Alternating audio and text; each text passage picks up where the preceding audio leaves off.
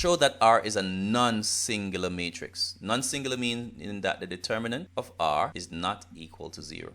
When it's equal to 0, it's singular. So they want to prove that it is not equal to 0. Hence I have the symbol with the equal sign and the slash, mean not equal to 0. Let's prove that. So we're going to find the determinant of R. A symbol here now means determinant since we deal with matrices, okay? So the determinant of R, matrix R, is equal to, and we're going to multiply 2 by 3. So 2 times 3. Subtract the product of those two entries, -1 times 1. Let's work that out.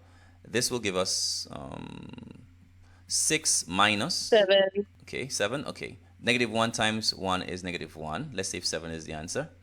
And what is 6 minus -1? This is going to give us a plus, and yes, it does give us 7. Very good. All right, so the determinant of R is equal to 7.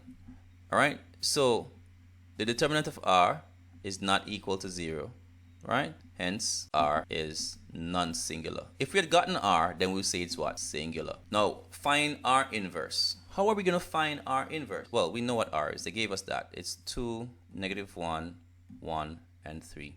And so the inverse of a matrix will be 1 over the determinant of the matrix multiplied by the adjoint. Adjoint. Very good, of the matrix. What is the determinant of this matrix? So R inverse will be equal to 1 over the determinant. Did we work out the determinant of R already?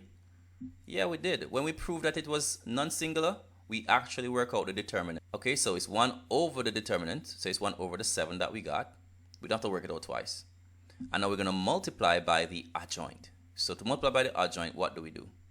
Well, to find the adjoint of this matrix R here, what we're going to do, we're going to switch these values. We're going to put 3 here and the 2 here.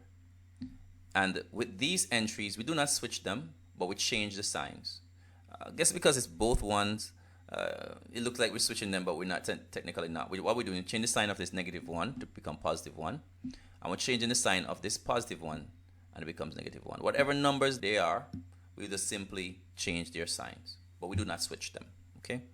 Some persons say, leave them like this. If we want to, we could just simply put it as 1 over 7 times 3. Let's put it 1 over 7 times 3. Or 3 over 1. That would be 3 over 7. And you can see why. Multiply the numerators, multiply the denominators. So if you notice that, because this is a 1, the 1 will multiply all the numbers and divide by the denominator. So the numerator multiplies, the denominator divides. And so it'd be 3. So it makes it very easy. So this being the numerator being 1, so it's basically 3 over 7, 3 over 7. Next one will be 1 over 7. Next one will be -1 over 7, and then 2 over 7. What is the name of the matrix I, where I is equal to the 2 by 2 matrix? Notice that the leading diagonal entries are 1, and the other entries are zeros. It's an identity matrix. All right, so we can just simply put it's the identity matrix, and it's for multiplication, by the way. The identity matrix for multiplication. Now show that R times R inverse equal I. All right, so that R times R inverse will give us this that we have here. So what is R again? So let's look back at that. Okay, so we have R being 2, -1, 1. So we're going to multiply it by R inverse, right? R inverse, we can either use this or we can use this. Okay, it's kind of easier to use the latter. So we're going to use the latter, but let's see how we're going to work around that. So this is R. And we're going to multiply R by the inverse, which is 1 over 7 times 3, 1, -1, and 2. Now, so what we can do, we can actually simply, this is R inverse. So we can just simply take R inverse, put R inverse first, and put R afterwards, basically. The order doesn't matter in this case, right? So we're going to take the 1 over 7, 3, -1, 1, 2, and multiply by R, which has components 2, -1, 1, 3. And then we're going to keep the 1 over 7 and multiply the other. So using your calculator, you can simply do row by column, row by column. So we're dealing with row 1. So row 1 by column 1. What's our solution? 3 times first by the first, added to the second by the second. So it'd be 3 times 2, which is 6, added to 1 times 1. First in the row by the first in the column, the second in the row times the second in the column. So 3, 2, 6, 1 times 1 is 1, and that gives us 7.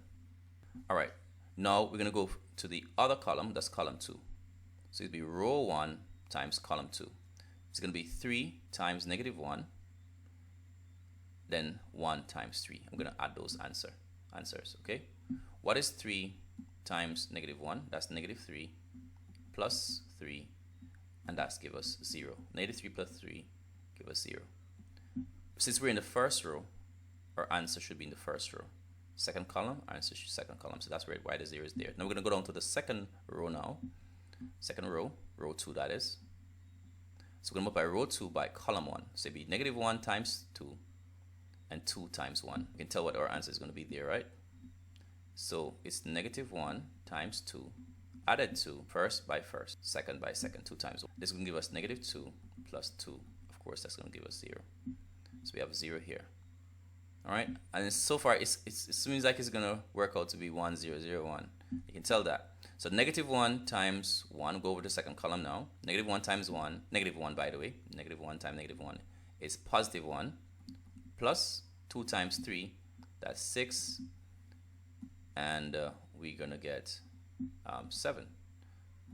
Now when we find 1/7 of each entry, what is 1/7 of the 7? Now be careful how you're setting this up, right? Once you use the 1/7, you're not going to have it outside again. So 1/7 times 7, let's look at it. 1/7 times 7 is basically 7 over 7, which is 1. So you just simply put the 1. Again, you're distributing the 1/7. 1/7 times 0. Anything times 0 is 0, all right? Any number times 0 is 0. 1/7 again times the next 0 is 0. And 1/7 of 7 again is going to be 1. And so there we have it, the identity matrix.